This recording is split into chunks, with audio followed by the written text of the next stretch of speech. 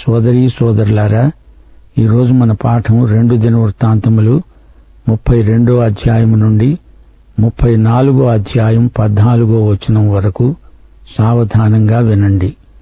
హిజ్కియా తన రాజ్యంలో గొప్ప సంస్కరణ చర్యలు చేపట్టాడు.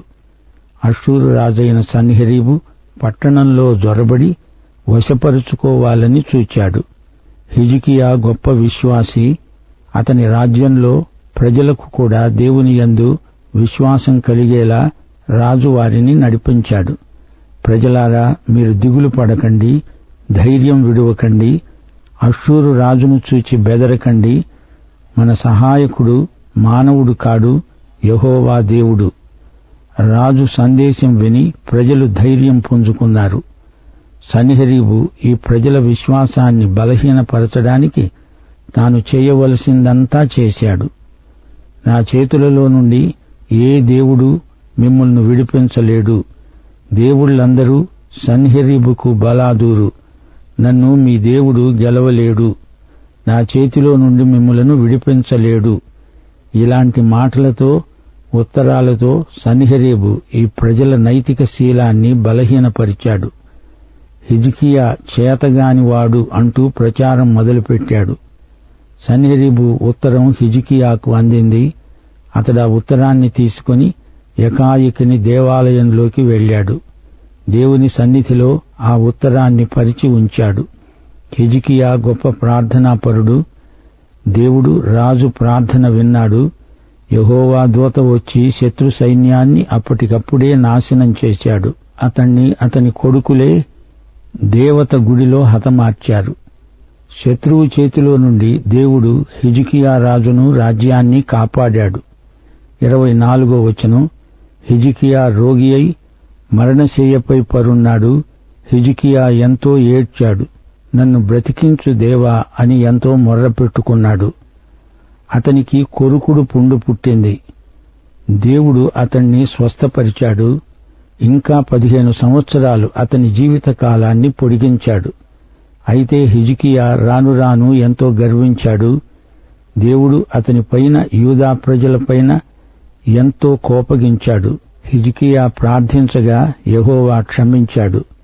ఆహాజు కాలంలో దివాలా తీసిన రాజ్యం హిజ్కియా కాలంలో లేచి నిలువబడింది. హిజ్కియా ఎంతో ఐశ్వర్యం సంపాదించాడు. బబులోను రాయబారులకు తనకున్న ఐశ్వర్యమంతా చూపెట్టి రాజకీయంగా పెద్ద తప్పు చేశాడు. అతని హృదయంలోని ఉద్దేశమంతా తెలుసుకోవాలని దేవుడు ఇలా జరగనిచ్చాడు. హిజ్కియాలోని అహంభావం, స్వాతిశయం ఈ విధంగా రుజువైంది. హిజ్కియా కొడుకు మనష్షే. ఇతడు ఎంతో దుర్మార్గుడు, భ్రష్టుడు, పొగరుబోతు, అహంకారి, మదాంధుడు. హిజ్కియా రోగంతో అప్పుడే చనిపోయి ఉంటే బాగుండేదేమో. బ్రతికి ఉండి అన్నీ తప్పులే చేశాడు. హిజ్కియా తరువాత అతని కుమారుడు మనష్షే రాజయ్యాడు. హిజ్కియా కాలంలో ఉజ్జీవం వచ్చింది. రాను రాను మళ్లీ నిర్జీవమైపోయింది. దేవుడే ఉజ్జీవం పంపాడు. పరిశుద్ధాత్మ ద్వారా ఉజ్జీవం ప్రవర్తిల్లుతుంది. ఏలియా కర్మెలు పర్వతం మీద ఏమని ప్రార్థించాడు? దేవా, నీవు మాత్రమే అగ్ని పంపగలవు. దేవుడు ఏలియా ప్రార్థనకు సత్వరంగా జవాబిచ్చాడు. ప్రజలు దేవుని వాక్యం తట్టు తిరగాలి. వాక్య ఉజ్జీవం అన్ని ఆశీర్వాదాలకు మూలం. పాటలు, సంగీతం వాక్యానికి ప్రత్యామ్నాయం కానేరవు. పిల్లలు చేపనడుగుతున్నారు, గుడ్డు అడుగుతున్నారు. వారికి పాము, తేలు ఇస్తారా? దేవుని వాక్యం కావాలని అడుగుతున్నారు. వారికి కాలక్షేపం, సంగీతం, వినోదం ఇస్తారా? దేవుని వాక్యమే ఇవ్వండి. తల్లిదండ్రులు లూకాసు వార్త 11వ అధ్యాయం 11వ వచనానికి ఏం జవాబు చెబుతారో చెప్పండి. దేవునికి అంకితమైపోయిన వ్యక్తి ద్వారా దేవుడు అద్భుతాలు చేయగలడు. రాజుల గ్రంథంలో మనం ఆయా మంచి రాజులను గురించి వింటున్నప్పుడు దేవుడు మనకు నిత్యత్వంలో అనుగ్రహించబోయే మహిమ కిరీటం ఇక్కడి నుండే చూడగలం. ఆయన రాజులకు రాజుగా వస్తాడంటే ఆ రాజులం మనమే. ఇప్పుడు దినవృత్తాంతములు 33వ అధ్యాయానికి రండి. ఈ అధ్యాయంలో మనం మనష్షే యొక్క దుష్ట పరిపాలనను గురించి వింటాము. గత పాఠంలో హిజ్కియాను గురించి ఎన్నో పాఠాలు నేర్చుకున్నాము. హిజ్కియా గొప్ప రాజే, కాని తన జీవితం చివరి భాగంలో చెయ్యకూడని తప్పులు చేసి అపకీర్తి పాలయ్యాడు. మనష్షే మొదటి నుండి దుష్టుడే. అతని రాజ్యంలో అవినీతి పెచ్చరిల్లింది. మనష్షే 50 సంవత్సరాలు ఏలాడు. అన్యజనుల్లాగే ప్రవర్తించాడు. హేయక్రియలు చేశాడు. దేవుని దృష్టిలో మనష్షే ప్రవర్తన చాలా చెడ్డది. హిజ్కియా కాలంలో ఉజ్జీవం వస్తే మనష్షే కాలంలో నిర్జీవం ప్రాప్తించింది. కొన్ని క్రైస్తవ కుటుంబాలలో తల్లిదండ్రులు మంచివారు, గాని వారి బిడ్డలు నేర చరిత్ర గలవారు. యువతీ యువకులు సహవాస దోషాన్ని బట్టి పాడైపోతారు. ఇంటా బయట బిడ్డల ప్రవర్తన చక్కగా ఉండాలి. మనష్షే రాజ్యంలో నైతిక ప్రమాణాలు పూర్తిగా లోపించాయి. దేవాలయము నుండి దేవుని మహిమ నిష్క్రమించింది. యెహెజ్కేలు చూచిన దర్శనంలో షెకీనా మహిమ గతించినట్లు కనపడింది. మొదట గోడల వద్దకు వచ్చి నిలిచింది. ప్రజలు దేవుని వద్దకు మరలనందున షెకీనా మహిమ ఆలివు కొండ మీదికి ఎక్కి నిలిచింది. అయినా ఇంకా వారు దేవుని వైపునకు మరలలేదు. అప్పుడు షెకీనా మహిమ పరలోకానికి ఎక్కి వెళ్లిపోయింది. దేవాలయ ద్వారము మీద ఈకాబోదు అని రాయబడింది. అనగా దేవుని మహిమ నిష్క్రమించింది అని అర్థం. వారి ఇల్లు పాడుబెట్టబడినదై వారికే విడిచిపెట్టబడింది. షెకీనా మహిమ అనగా దేవుని మహిమ సన్నిధి. మహిమ అక్కడ నిలువలేదు, వెళ్లిపోయింది. మనష్షే 55 సంవత్సరాలు పరిపాలించాడు. దావీదు కంటే సొలొమోను కంటే ఎక్కువ సంవత్సరాలు పరిపాలించాడు. దేవుడు కనికరము గలవాడు, దీర్ఘశాంతము గలవాడు. ఎవరూ నశించకూడదని ఆయన చిత్తం. దేవుడు నిత్యుడు, కాలానికి అతీతుడు. ఆయనకు ముందు వెనుక నిత్యత్వమున్నది. దేవుడు తన స్వంత కాల నిర్ణయము చొప్పున పనిచేస్తాడు. మనష్షే అన్య రాజులను అనుకరించాడు, అన్య మతాచారాలను పాటించాడు. బహిష్కృతులైన నేరస్తులను అనుకరించడం దేవుని దృష్టిలో నీచం. ఇతడు అన్యదేవతలకు బలిపీఠాలను నిర్మించాడు. ఆకాశ నక్షత్రాలను పూజించాడు. భారీ ఎత్తున విగ్రహ పూజకు ఉపక్రమించాడు. అహాబు, యెజెబెలు మొదలైన వారి స్థాయికి దిగజారిపోయాడు. యెహోవా మందిరములోనికి నక్షత్ర పూజను తెచ్చిన భ్రష్టుడు. బెన్ హిన్నోము లోయలో అతడు తన కుమారులను అగ్నిగుండా దాటించి ముహూర్తాలను సంప్రదిస్తూ మంత్రతంత్రాలను, చిల్లంగితనాన్ని వాడుక చేసే వారితో సంబంధం పెట్టుకున్నాడు. సోదె చెప్పించాడు. మనష్షే ఈ విగ్రహారాధన వల్ల దేవునికి కోపం పుట్టించిన వాడయ్యాడు. పూర్వీకులతో, పితరులతో దేవుడు చేసిన నిబంధనను మనష్షే ఖాతరు చేయలేదు. దేవుని ఆశీర్వాదాలు కావాలంటే ఆయనకు విశ్వసనీయులై ఆయననే ఆరాధించాలి. లేకపోతే శాపం వారి మీద నిలిచి ఉంటుంది. మనష్షే ఈ విధంగా యూదావారిని, యెరూషలేము కాపురస్తులను మోసపుచ్చిన వాడై అన్యజనుల కంటే మరీ హీనంగా, అక్రమంగా ప్రవర్తించాడు. దేవుని మాటకు చెవి ఒగ్గినవాడు కాడు. అందుకే అతడు శత్రువుల చేతికి చిక్కి యుద్ధ ఖైదీ అయ్యాడు. దేవుడు అష్షూరు సేనాపతులను వారి మీదికి రప్పించాడు. మనష్షే తప్పించుకొని పోలేకపోయాడు. వారు అతన్ని పట్టుకొని గొలుసులతో బంధించి బబులోనుకు తీసుకుపోయారు. ఇప్పుడు మనష్షే శత్రురాజ్యంలో బందీగా ఉన్నాడు. 12వ వచనం, అతడు శ్రమలో ఉన్నప్పుడు తన దేవుడైన యెహోవాను బ్రతిమాలుకొని తన పితరుల దేవుని సన్నిధిలో తనను తాను బహుగా తగ్గించుకొని ఆయనకు మొరలిడగా దేవుడు అతని విన్నపములను ఆలకించాడు. అతన్ని దేవుడు యెరూషలేముకు తిరిగి తెచ్చాడు. అప్పుడు యెహోవాయే దేవుడని మనష్షే తెలుసుకున్నాడు. మనష్షేకు కలిగిన అనుభవాలు విభిన్నమైనవి.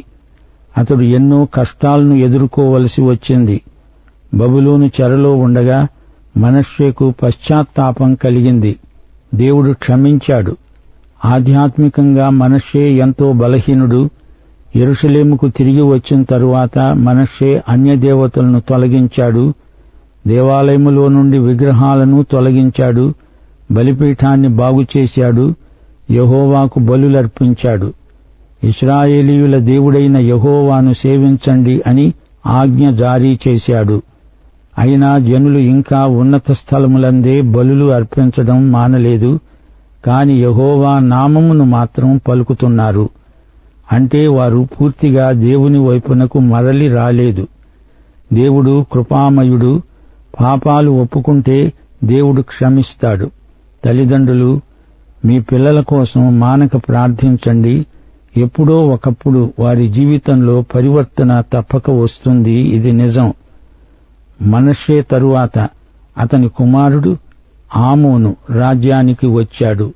అప్పుడతని వయస్సు 22 సంవత్సరాలు.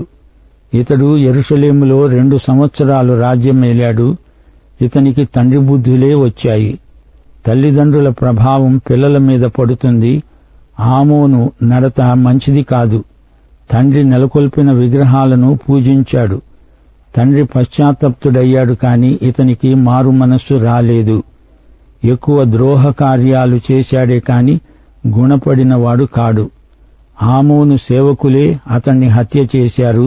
అతని స్థానంలో యోషియా రాజయ్యాడు. యోషియా పరిపాలనలో గొప్ప ఉజ్జీవం వచ్చింది.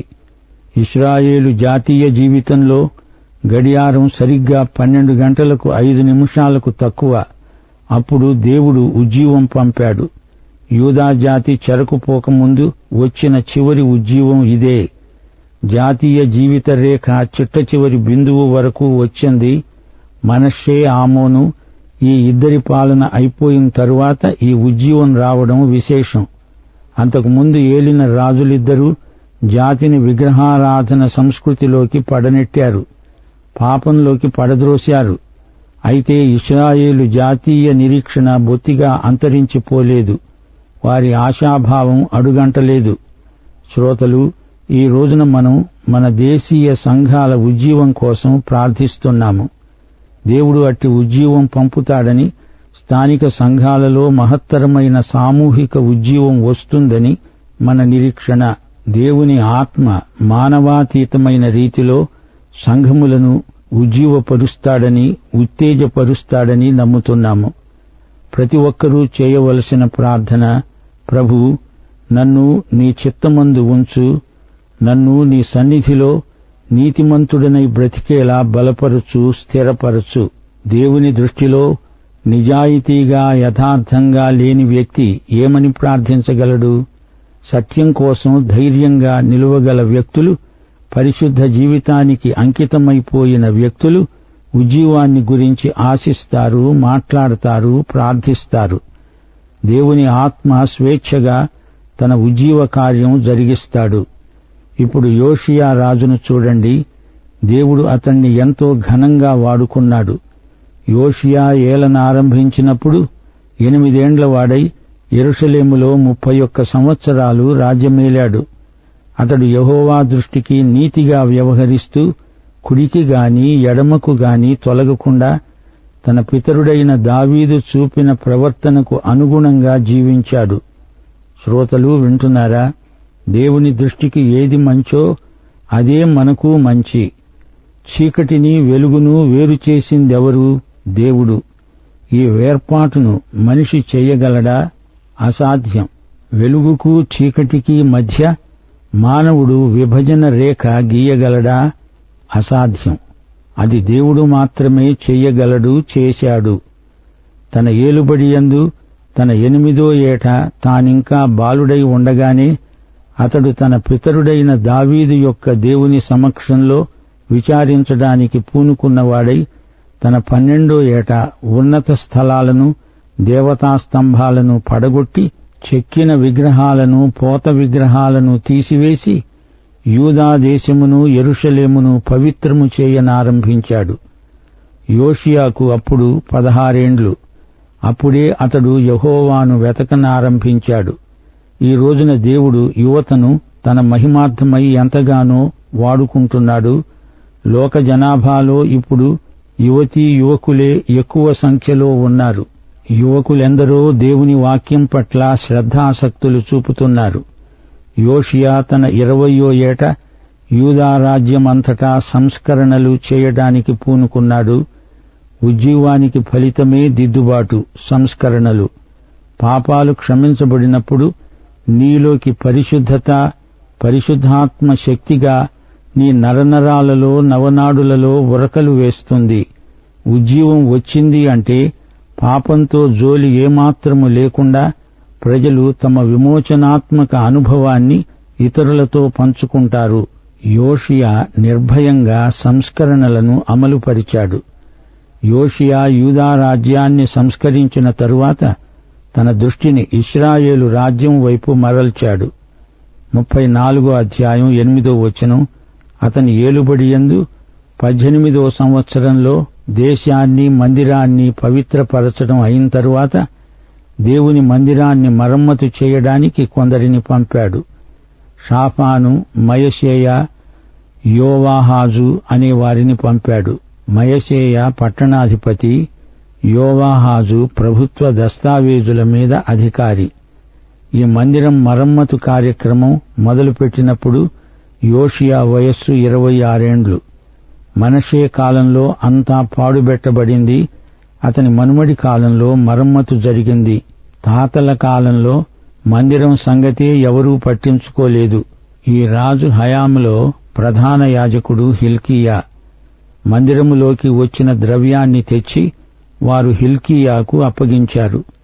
లేవీయులు ఈ ద్రవ్యాన్ని సేకరించారు. వీరు ద్వారపాలకులు. ఈ పైకం ఎవరి నుండి వసూలు చేశారు? మనష్షే, ఎఫ్రాయిము, యూదా, బెన్యామీను, ఇశ్రాయేలు వారిలో శేషిత ప్రజల నుండి వారు ఈ ద్రవ్యాన్ని సేకరించారు. గమనించాలి, మనష్షే, ఎఫ్రాయిము గోత్రాలు ఇశ్రాయేలు రాజ్యానికి చెందినవి. అయితే వారిలో అధిక సంఖ్యాకులు అష్షూరుకు చెరగొని పోబడ్డారు. వీరినే తప్పిపోయిన 10 గోత్రాలు అంటారు.